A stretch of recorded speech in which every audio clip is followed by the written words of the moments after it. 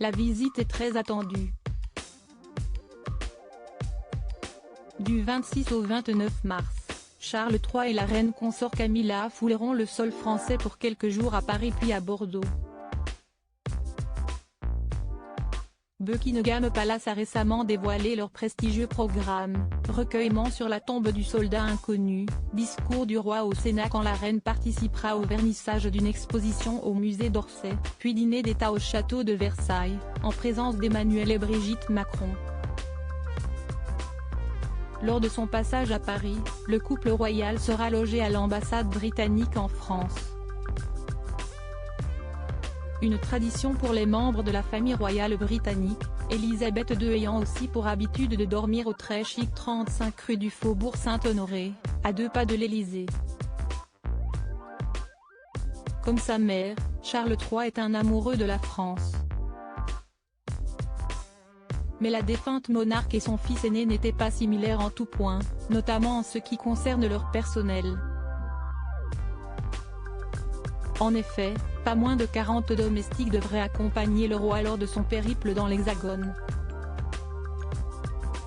Un nombre fou d'employés qui avaient le don d'irriter la monarque. Charles III a un style de vie très britannique, très aristocratique, alors que la souveraine était plus simple, plus bourgeoise.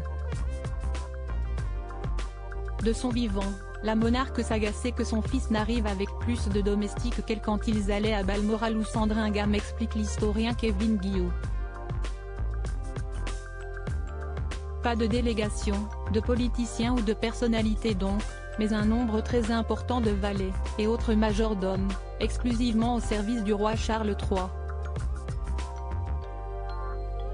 Charles III, roi dandy, l'homme le mieux habillé du monde. Karl III, ses luxueuses exigences ébruitées. Il faut dire que le nouveau roi, contrairement à sa mère Elisabeth II, a de nombreuses exigences.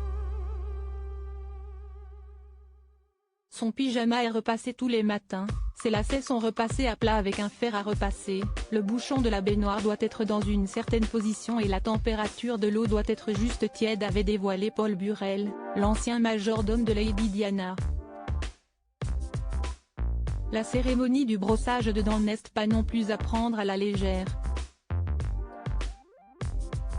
2 cm de dentifrice, pas plus, doivent être apposés sur les poils de sa brosse à dents.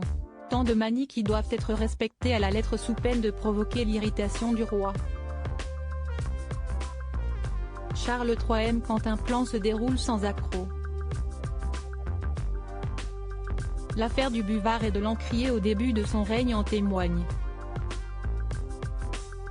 Crédit photo, agence.